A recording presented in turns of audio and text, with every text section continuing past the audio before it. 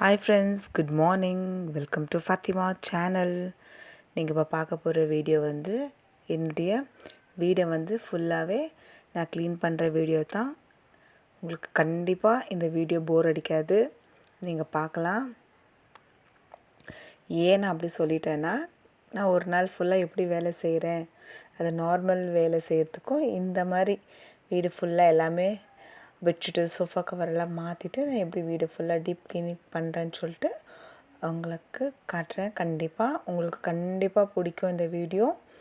நீங்களும் வீடு க்ளீன் பண்ணணுன்னு நினச்சிங்கன்னா கண்டிப்பாக என்னுடைய வீடியோ பார்க்கலாம். டக்குன்னு நீங்களும் வேலை செய்யறதுக்கு போகலாம். இப்போது பார்த்தீங்க இல்லைங்களா, எங்கள் ஜோயிமா அதை பெட்ஷீட் கவரை எடுக்க விடலை. செல்ல பிராணி அதை விட செல்ல பிராணியை நான் எங்கள் ஜோயிமாவை நான் வளர்த்துன்னுக்கிறேன். கொஞ்ச நேரம் அந்த அம்மா என்னை விட்டு இருக்கவே மாட்டாங்க. அந்த அம்மா கொஞ்சம் தூரமாக போனாலும் எனக்கு மனசு கஷ்டமாக இருக்கும். இல்லை முன் போய் படுத்துக்குவாங்க நம்ம எதிர்க்கவே. ரொம்ப சோகமாக நம்ம பேசலைன்னா, நம்ம விளையாடலைன்னா ரொம்ப சோகமாக நம்ம பசங்க எப்படி பண்ணுறாங்கோ அதே மாதிரி சோகமாக போய்ட்டு ஒரு பக்கமாக போய் படுத்துக்குவாங்க. இந்த பெட் கவர் உங்களுக்கு பிடிச்சிருந்தா நீங்கள் லைக் பண்ணுங்கள் ஃப்ரெண்ட்ஸ். ஏன்னா இந்த பெட் கவர் வாங்கி கிட்ட ஒரு 3 இயர்ஸ் ஆச்சு. ஆனால் இது வரலுமே ஒரு ஷைனிங் போல், ஒரு கலர் போல். இந்த பெட்ஷீட் வந்துட்டு கிட்டத்தட்ட 1000 ருபீஸ் கிட்டே இருக்கும் ஃப்ரெண்ட்ஸ். இது வாங்கி ரொம்ப வருஷம் தான் சொன்னேன் இல்லைங்களா, த்ரீ இயர்ஸ் கிட்ட ஆச்சு ஃப்ரெண்ட்ஸ். இது ரொம்ப எனக்கு யூஸ்ஃபுல்லாக இருக்குது. பெட்டு கவர் போட்ட பிறகு இந்த பெட்டு மேலே வந்து யாருமே படுக்க போகிறது கிடையாது. ஏன்னா இது ரொம்ப பசங்க வந்தால் விளையாடுவாங்க, அப்படின்னா எங்கள் ஜோயிமா விளையாடுவாங்க. நாங்கள் எப்போவுமே கீழே தான் ஃப்ரெண்ட்ஸ். அந்த சரத்குமார் பிக்சர் இருக்கு இல்லைங்களா, அந்த மாதிரி. அந்த பிக்சர் பேர் தெரியல, அதில் அப்படி தான் எல்லாம் இருக்கும். ஆனால் வாழ்கிறது எல்லாமே பழைய 20 வருஷத்துக்கு முன்னாடி நான் இருக்கிற வாழ்க்கை தான் நான் வாழ்ந்துன்னு இருக்கிறேன். எப்போவுமே பாய் போட்டு தலைக்காணி போட்டு கீழே தான் ஃப்ரெண்ட்ஸ் தூங்குவோம். அதுக்கப்புறம் வீடு க்ளீனாக இருக்கணும் இல்லைங்களா, பெட்ரூம் க்ளீனாக இருக்கணும், பெட்ரூம் மெயின் கிச்சன் க்ளீனாக இருக்கணும், அதுக்கப்புறம் பெட்ரூம் க்ளீனாக இருக்கணும். டக்குன்னு இந்த மிஷின் மேலே நீங்கள் பார்த்தீங்கன்னா உங்களுக்கு தெரியும், எது கையில் கிடைக்குது எல்லாம் எடுத்துன்னு போய் இந்த மிஷின் மேலே தான் வச்சுருவாங்க. இது ரூம் ஃபுல்லாகவே நான் உங்களுக்கு க்ளீன் பண்ணிட்டு காமிக்கிறேன். டக்குன்னு வந்து வீட்டுக்கார் வந்து ஃபோனு. எப்போயுமே அவங்க வேலைக்கு போயிட்ட பிறகு தான் கொஞ்சம் க்ளீனிங் வந்து மெயின் பண்ணுவேன். ரொம்ப டீப் க்ளீனிங் பண்ணிட்டேன்னா எனக்கு வீக் ஃபுல்லாக வந்து அவ்வளோவா வேலை இருக்காது. சும்மா டஸ்ட்டு தட்டிட்டு பெருக்குவேன். வீக்லி ஒன்ஸ் வந்து இது எப்போ பண்ணின்னுக்கிறேன் நான், ஃப்ரைடே மார்னிங் வீடியோ தான் இது. என்னால் அப்லோட் பண்ணி கொடுக்கறதுக்கு ரொம்ப லேட் ஆகிடுது ஃப்ரெண்ட்ஸ், சாரி பண்ணிக்கோங்க. கண்டிப்பாக என்னுடைய வீடியோ பார்க்குற என்னுடைய சப்ஸ்கிரைபர்களுக்கு ரொம்பவே நன்றி. கிட்டத்தட்ட 100 சப்ஸ்கிரைபர் கிட்ட வர போகிறாங்க. அது வரைக்கும் ரொம்ப ரொம்ப ரொம்ப ரொம்ப நன்றி. வீட்டிலேருந்து வேலைக்கு போய்ட்டோன்னே கண்டிப்பாக ஒரு ஃபோன் பண்ணிட்டு சாப்பிட்டியா, இதை ஃபோன் பண்ணும்போது 11 o'clock 11:30 கிட்டே இருக்கும் ஃப்ரெண்ட்ஸ். சாப்பிட்டியா, என்ன பண்ணின்னுக்கிற, மாத்திரை போட்டியா, மெயின் மாத்திரை. ஏன்னா வேலை செஞ்சுன்னா அமைதியாக விட்டுறதுட்டு என்னால் வந்து சுகர் மாத்திரை போடுறதுக்கு மறந்துடுவேன். வேலை மேலே போயிட்டு தான், ஏன்னா அவங்க போயிட்ட பிறகு தான் நான் டிஃபன் பண்ணுவேன். அதனால ஃபோன் பண்ணிட்டு கேட்குவார், சாப்பிடுமா மாத்திரை சாப்பிட்டாக்க. நீங்கள் என்ன ஃபோன் பண்ணி வீடியோ பண்ணிக்கிறேன்னு நீங்கள் நினச்சிக்கலாம். பட் அதனால நம்ம வீடியோ பண்ணுறோன்றதுக்காகலாம் ஃபோனை வந்து நம்ம கட் பண்ணிட்டோம்னா அவங்க பயந்துருவாங்க. ஏன்னா எனக்கு தைராய்டு இருக்குது, சுகரு இருக்கிறதுனால, அதனால் ஏதாச்சும் ஒன்று ஆகிடும்ன்றதுக்காக கண்டிப்பாக வேலை மேலே போன ஒரு கால் பண்ணிவிட்டு மாத்திரை போட்டியாமான்னு சொல்லிட்டு கண்டிப்பாக அவர் கேட்குவார். அதுக்கப்புறம் போன உடனே என்ன ஆச்சு ஏதாச்சு, வேலை மேலே 11 o'clock ஒரு 9:30க்கு 9 o'clock கிட்ட போனாங்கன்னா அங்கே வரைக்கும் வேலை என்ன செஞ்சார். இப்போ தான்மா நான் கூட உட்காடுறேன், இப்போ தான் நானும் டேப்லெட் போடுறேன்னு சொல்லிட்டு அங்கத்துலேருந்து எனக்கு கால் பண்ணுவார். ஏன்னா டிஃபன் வந்து கஞ்சி காசுறோம் இல்லைங்களா, அந்த கஞ்சி கூட ஒரு வாட்டி கொண்டு போயிடுவார். அங்கே போயிட்டு வேலை முடிச்சுட்டு 11 o'clock அவரும் குடிச்சிட்டு அவரும் மாத்திரை போட்ட பிறகு தான் எனக்கு கால் பண்ணுவார். இந்த மாதிரி எத்தனை பேர் ஹஸ்பண்ட் வேலைக்கு போயிட்டு உங்களுக்கு ஃபோன் பண்ணி நான் போய் ரீச் ஆகிட்டேன், நான் வேலை மேலே இருக்கிறேன்னு சொல்லிட்டு கால் பண்ணுறாங்க ஃப்ரெண்ட்ஸ். எங்கள் வீட்டுக்கார் கம்பல்சரி 11 o'clock 11:30க்குள்ளே கால் பண்ணிவிடுவார். அதுக்கப்புறம் எங்கள் பையன் அவர் காலேஜுக்கு போயிட்டு அவர் கொஞ்சம் பிரேக் இருக்கும்போது அவர் கொஞ்சம் ஃபோன் பண்ணிட்டு, என்ன மம்மி அப்படின்னு சொல்லிட்டு ஒரு லைட்டாக ஒரு ஃபோன் பண்ணுவார். என்ன பண்ணியிருக்கிற ஏது பண்ணியிருக்கிறேன்ட்டுன்னு பாருங்கள். கொஞ்சம் பிரேக் எடுத்து வேலை செய்கிறேன், திரும்ப கால் வந்தே வரும். அதுக்காக நீங்கள் யூடியூப் நடத்துகிறேன்றதுக்காக மெயின் காலெல்லாம் வந்து நீங்கள் எடுக்காமல் விட்டுட்டிங்கன்னா ரொம்பவே கஷ்டம் ஃப்ரெண்ட்ஸ். பரவாயில்ல, ஒரு பட்டன் ஃபோனாவது வாங்கி பக்கத்தில் வச்சுக்கோங்க. நீங்கள் யூடியூப் எடுக்கிறன்றதுக்காக வர காலெல்லாம் அட்டன் பண்ணாமல் உங்கள் இஷ்டத்துக்கு நீங்கள் இதுலேயே ஃபுல்லாக மைண்டு வந்து நம்மளுக்காக தான் யூடியூப் சேனல் ஸ்டார்ட் பண்ணி கொடுத்துக்குறாங்க. கண்டிப்பாக லேடிஸ்க்கும் ஜென்ஸ்க்கும் ஏதாச்சும் ஒரு விதத்தில் ஒரு யூஸ்ஃபுல்லாக இருக்கணுன்றதுக்காக. அதுக்காக வந்து நம்ம ஃபேமிலியில் நம்மளுடைய முக்கியமான ஃபோன் கால்ஸுங்களெல்லாம் வந்துட்டு நீங்கள் வந்து டைவர்ட் பண்ணி கண்டிப்பாக போகாதீங்க. வீடியோ எடுத்துன்னு இருந்தாலும் பரவாயில்ல, நீங்கள் போய்ட்டு ஃபோன் பண்ணிட்டு என்ன ஆச்சு ஏதாச்சு, ஓகே நான் நல்லா இருக்கிறேன், வீட்டில் இருக்கிறேன், சாப்பிட்டேன். ஏன்னா டக்குன்னு அந்த ஃபோன் கால் நான் எடுக்கலைன்னா கண்டிப்பாக பக்கத்து வீட்டுக்காருக்கு ஃபோன் பண்ணுவார், இல்லை அவங்க ஃப்ரெண்டுங்களுக்கு ஃபோன் பண்ணி கொஞ்சம் ஒய்ஃப் வீட்டில் இருக்கிறாங்க ஃபோன் எடுத்துமே கொடுன்னு சொல்லுவாங்க. சும்மா அவங்களுக்கெல்லாம் வேறு டிஸ்டர்ப் ஆகுன்றதுக்காக நான் ஃபோன் அட்டன் பண்ணிட்டு தான் ஃப்ரெண்ட் பேசுவேன். ஏன்னா என்னால் வந்துட்டு ஃபோன் அட்டன் பண்ணாது இருக்க முடியாது. ஏன்னா நான் ஒண்டியாக இருக்கிறத தொட்டு தான் நாய் வாங்கினதை அவர் விட்டுக்கிறாரு. அது எல்லார்கிட்டுமே செல்லமாக இருக்கிறத தொட்டு யாருமே அது குளிக்கவே மாட்டேங்குது. அதனால் நம்ம ஒன்றுமே பண்ண முடியாது ஃப்ரெண்ட்ஸ். பாருங்கள், அடுத்த கால் எங்கள் பையன். என்ன பண்ணுறது ஃப்ரெண்ட்ஸ், நம்ம லைஃப் இப்படி தான் போயின்னு இருக்குது. நம்மளுக்கும் யார் இருக்கா சொல்லுங்கள் பார்க்கலாம். பசங்கோ, வீட்டுக்காரு, புள்ளிங்கோ எல்லாமே நம்மளுக்கு ரொம்ப லைஃப்பில் ரொம்ப முக்கியம். ஒரு வாட்டிக்கு நம்மளுக்கு பசங்க வந்து கோவமாக பேசிட்டாலும் மறு வாட்டிக்கு அவங்க மறந்துட்டு வந்து என்ன மம்மின்னு சொல்லிட்டு பேசும்போது கண்டிப்பாக நம்ம பேசணும். ஏன்னா நம்ம பெற்றுக்கணும் இல்லைங்களா. அதனால் வந்து அவங்கக்கிட்ட நம்ம எந்த ஒரு கோவத்தையும் காட்டக்கூடாது. இப்போ நம்ம கோவத்தை காட்டினோம்னா கண்டிப்பாக நம்மளுடைய பாசத்துக்காக திரும்ப அவங்க வேறு ஏதாச்சும் ஃப்ரெண்ட்ஷிப்பை தேடுவாங்க ஃப்ரெண்ட்ஸ். தாயாக நீங்கள் இருந்தீங்கன்னா கண்டிப்பாக பிள்ளைங்க தப்பு செய்யத்தான் செய்வாங்க. எல்லாமே கடந்து வரணும். மெயின் வந்து ஃபோன் கால்ஸ் வந்து அட்டன் பண்ணுங்கள். யூடியூப் நண்பர்களே, ஃபோன் அட்டன் பண்ணாமல் அப்புறமா எடுத்துக்கலாம்னு சொல்லிட்டு இருக்காதீங்க. அதுக்கப்புறம் பெட்ரூம் ஃபுல்லாக க்ளீன் பண்ணியாச்சு. அதுக்கப்புறம் ஹால் க்ளீன் பண்ணுறதுக்கு வந்துக்கிறேன். என்னுடைய வீடியோவில் வந்துட்டு என்னுடைய சமையலெல்லாம் நான் வந்து மூஞ்சி காமிக்காமல் தான் ஃப்ரெண்ட்ஸு செய்வேன். ஏன்னு சொல்லிட்டு நான் கண்டிப்பாக ஒரு நாள் உங்கள்கிட்ட நான் ஷேர் பண்ணுறேன். எனக்கு வந்து தைராய்டு வந்து இருக்கிறதுனால என்னுடைய ஸ்கின்னில் கொஞ்சம் வந்து அலர்ஜி இருக்குது. அதனால் வந்து வீடியோஸில் அது கிளியராக விழாது. இந்த லெஃப்ட்டு கன்னத்தில் ரைட்டு கன்னத்தில் 2 பக்கமே வந்து ஒரு மாதிரி பிளாக்காக ஆகிட்டுருக்கு. அதனால ஸ்கின் கேர் எடுத்துன்னு தான் ஃப்ரெண்ட்ஸ்க்கு அது கிட்டத்தட்ட 1 இயர் 1.5 இயர்ஸ் கிட்ட அது ஸ்கின்லேருந்து மறையிறதுக்கு லேட் ஆகுமா. எவ்வளோ நீ சுகர் டயட்டாக இருக்கிறியோ அவ்வளோவா அந்த பிளாக் மார்க்ஸ் போயிடும்னு சொல்லிட்டு சொல்லியிருக்கிறாங்க ஃப்ரெண்ட்ஸ். ஆனாலும் நான் எவ்வளோ முடியுமோ அவ்வளோ டயட்டாக தான் ஃப்ரெண்ட்ஸ் இருக்கிறேன். இது ஒரு வாட்டி வந்து என்னடா வாழ்க்கை எல்லாத்தையுமே விட்டுட்டு நம்ம சாப்பிடாம இதை சாப்பிடாம அத்தை சாப்பிடாம ஒரு வாட்டி நான் என்ன பண்ணிவிட்டேன், கோவத்தில் காஃபியில் சக்கரை போட்டு குடிச்சிடுறேன் ஃப்ரெண்ட்ஸ். அன்றைக்கெல்லாம் மயக்கமாக இருக்கும், ஒரு மாதிரி டயர்டாக இருக்கும் ஃப்ரெண்ட்ஸ். அதனால் வந்து என்னால் வேலை செய்யவே முடியாது. ஏன்னா சுகர் பேஷண்ட்டாக இருக்கிறவங்களுக்கு தான் அதோடைய கஷ்டம் எல்லாமே தெரியும். நம்ம 1000 டிப்ரெஷனில் நம்ம வேலை செஞ்சுன்னு கொண்டுன்னு இருந்தாலும் டக்குன்னு போய் ஒரு காஃபி குடிக்கிறதுல இருக்கிற டயர்ட்னஸ் எல்லாம் கண்டிப்பாக போயிடும். அதுவும் சக்கரை போடாமல் ஒன்றுமே போடாமல் குடிக்கிறது ரொம்ப பெரிய கஷ்டம் ஃப்ரெண்ட்ஸ். நான் எவ்வளோ டயட்டாக இருக்கணுமோ அவ்வளோ டயட்டாக தான் இருக்கிறேன். காத்தாடியில் கஞ்சி எடுத்துக்கும் போது கூட அதில் சுகர் ஆட் பண்ணுறதில்ல, சால்ட்டு தான் ஆட் பண்ணி தான் ஃப்ரெண்ட்ஸ் எடுக்கிறேன்.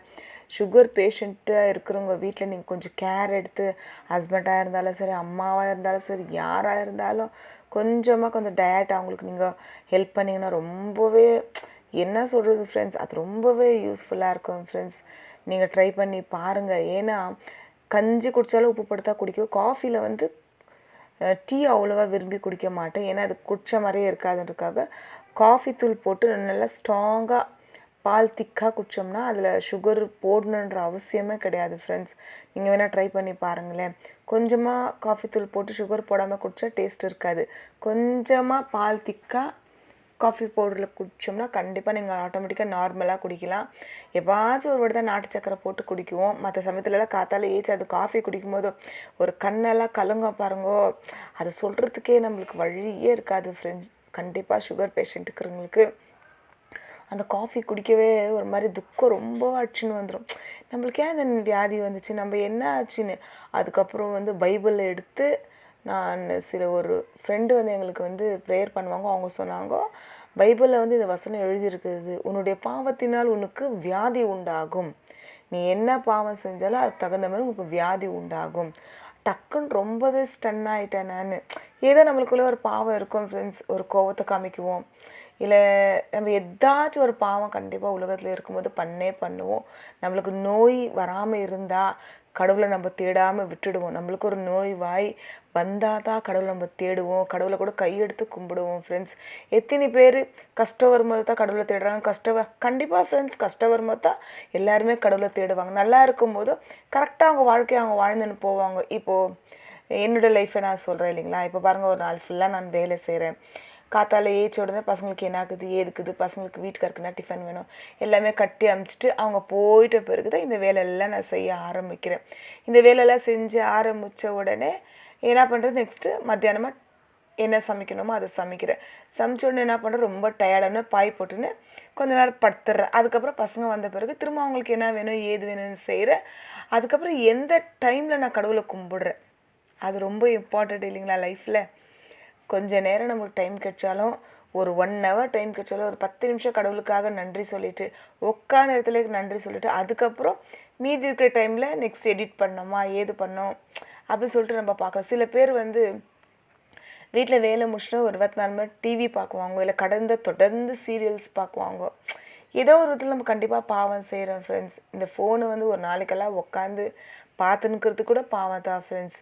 ஒரு நாள் ஃபுல்லாக சீரியல் பார்க்குறது கூட பாவம் தான் ஃப்ரெண்ட்ஸ். அது ஏன் பாவம்னு சொல்கிறேன்னா, கடவுளுக்காக நம்ம டைம் ஒதுக்காமல், இப்போ பாருங்கள், ஒரு பூஜை பண்ணணும்னா கூட ஒரு கிட்டத்தட்ட ஒரு 1/2 hour அது பூஜை சாமானை எடுத்து வெளுக்கி கழுவி அதுக்கப்புறம் அங்கே எடுத்துன்னு போய் வச்சு அதுக்கப்புறம் பூவெல்லாம் போட்டு சாமி கும்பிடுறதுக்குள்ளே ஒரு 1 hour 1/2 hour. அதுக்கப்புறம் மீதி ஹவர்ஸ் எல்லாம் நம்ம உலக பிரகாரமான வாழ்க்கையை தான் நம்ம வாழ்கிறோம் இல்லையா ஃப்ரெண்ட்ஸ். ஏன்னா நம்ம எதுவாக இருந்தாலும் லைஃப்பில் வந்து ஒரே ஒரு வாட்டி நம்மளை திரும்பி பார்த்தோம்னா நம்ம என்ன பண்ணுறதுன்றது நம்மளுக்கு தெரியும். எதுவாக இருந்தாலும் நம்ம காலங்கள் கடந்து போகிற மாதிரி எல்லாமே கடந்து போகணும். எதுவாக நம்ம நினச்சாலும் அது நல்லதுக்குன்னே நினைக்குவோம். லைஃப்பில் வந்து எந்த ஒரு விஷயமா இருந்தாலும் கொஞ்சம் கூட முன்ன பின்ன யோசிக்காமல் டக்குன்னு எதுவுமே முடிவு எடுக்காதீங்க. அது பசங்க விஷயத்தில் இருக்கட்டும், மெயின் பசங்க விஷயத்தில் நம்ம கோவப்படவே கூடாது ஃப்ரெண்ட்ஸ். எது ஒரு கொஞ்சமாக ஸ்மூத்தாக எது ஒரு கோவம் வந்தாலும் கொஞ்சம் ஆகட்டும், நீ பண்ணலையா, கடவுள் பார்க்குறாரு, நீ இந்த வேலை மம்மிக்கு ஹெல்ப் பண்ணி தரலையா, கடவுள் உன்னை பார்க்குறாரு அப்படி நம்ம சொன்னால் தான் பசங்க ஏக்தமாக நம்ம கத்தி. இல்லைன்னா நான் வந்து ரொம்ப பசங்கக்கிட்ட அழுந்துருவேன் ஃப்ரெண்ட்ஸ். நீங்கள் ஏன் இப்படி பண்ணுறீங்கோ, ஏன் நீங்கள் இப்படி செய்கிறீங்கோ, கொஞ்சம் தான் புத்தி வச்சு பொழிங்கோ. எங்களுடைய வாழ்க்கையில் 20 வருஷமாக கஷ்டப்பட்டு உங்களை இந்த இடத்துக்கு கொண்டு வந்து நிற்க வச்சுருக்குறோம். உங்கள் லைஃப்பெல்லாம் இன்னும் கஷ்டமாக இருக்கும், இன்னும் மிகப்பெரிய கஷ்டமாக இருக்கும். அதுக்கெல்லாம் வந்து படிப்பு ரொம்ப முக்கியம், கண்டிப்பாக நீங்கள் நல்லா படிக்கணும் சொல்லிட்டு ரொம்ப புத்தி சொல்லி தான் ஃப்ரெண்ட்ஸ் எங்கள் பசங்களை இது வரைக்கும் நான் வளர்த்துன்னுக்கிறேன். இதுவரை நீங்கள் வீடியோஸ் பார்த்தீங்க இல்லைங்களா. வீடியோலாம் ஃபுல்லாக க்ளீன் பண்ணி டஸ்ட் அடிச்சு எல்லாம் வாரி கொட்டிட்டு கொஞ்சமாக கொத்தமல்லி கருவேப்பிலை வாங்கின்னு வந்திருந்தார் ஃப்ரெண்ட்ஸ். நைட்டே வாங்கின்னு வந்திருந்தார். அதையும் க்ளீன் பண்ணி எடுத்து வச்சுட்டு சாமி படம் எடுத்து சாமியை ஃபுல்லாகவே க்ளீனாக கொஞ்சமாக தண்ணி தொட்டு க்ளீனாக தொடச்சிட்டு அவங்களே வச்சுட்டு வேலைக்கு ஏற்றிட்டேன்னா என்னுடைய இந்த நாள் ஃபுல் டே வேலை ஃபுல்லாக முடியுது ஃப்ரெண்ட்ஸ். எத்தனை பேர் வீட்டில் வெள்ளிக்கிழமை ஆனால் இந்த மாதிரி வீடு ஃபுல் டீப் க்ளீன் பண்ணுறீங்கன்னு சொல்லிட்டு எனக்கு கண்டிப்பாக கமெண்ட் பண்ணுங்கள் ஃப்ரெண்ட்ஸ். என்னோடய வீடியோ நிறைய நான் அப்லோட் பண்ணியிருக்கிறேன். பார்க்காதவங்க கண்டிப்பாக என்னுடைய வீடியோஸ் ஃபுல்லாக பாருங்கள். உங்களுக்கு பிடிச்சிருந்தா ஒரு லைக் போடுங்க, உங்களுக்கு பிடிக்கலன்னா பரவாயில்ல சின்ன கமெண்ட் பண்ணுங்கள் ஃப்ரெண்ட்ஸ். ஏன்னா லைஃப்பில் வந்து நம்ம சாதிக்க வேண்டியது உலகத்தில் நம்மளுக்கு அப்புறம் நம்ம பிள்ளைங்க நல்லா வாழணும், நம்மளுடைய தலைமுறை செழிக்கணும். அப்படின்னா நம்ம போயிட்டு பிறகு கூட நம்ம பிள்ளைங்க நல்லா இருக்கணும், எங்கேயுமே கஷ்டப்படக்கூடாது. ஏனாதானமாக வாழ்ந்தோமா ஏனாதானமாக செத்தோமான்னு இல்லாமல் நம்ம பிள்ளைங்களுக்கு ஒழுக்கத்தையும் நம்மளும் ஒழுக்கமாக இருந்து எந்த ஒரு பாவமும் செய்யாமல் கடவுள் எந்த வழி காட்டுறாரோ அந்த வழி நடந்துக்குன்னு, கெட்டுங்க கூட வந்து உக்காந்து ஃப்ரெண்ட்ஷிப் பண்ணக்கூடாது, கெட்டுங்க கூட ஃபோனில் பேசக்கூடாது, கெட்டுங்கன்னு தெரிஞ்சாலும் அவங்க வீட்டு வாசலில் போகக்கூடாது ஃப்ரெண்ட்ஸ். கண்டிப்பாக நீங்கள் அதை புரிஞ்சுக்கோங்க. கடவுள் நம்மளுக்கு ஒரு லைஃப் கொடுத்துக்கிறாரு. அது கஷ்டமான லைஃபாக இருந்தாலும் சரி, சந்தோஷமான லைஃபாக இருந்தாலும் சரி, அதை அட்ஜஸ்ட் பண்ணிக்கின்னு கண்டிப்பாக நம்ம வாழணும் ஃப்ரெண்ட்ஸ். வீடு ஃபுல்லாக வந்து ஃப்ரைடே டியூஸ்டே இதே மாதிரி தான் டீப் க்ளீனிங் இருக்கும் ஃப்ரெண்ட்ஸ்.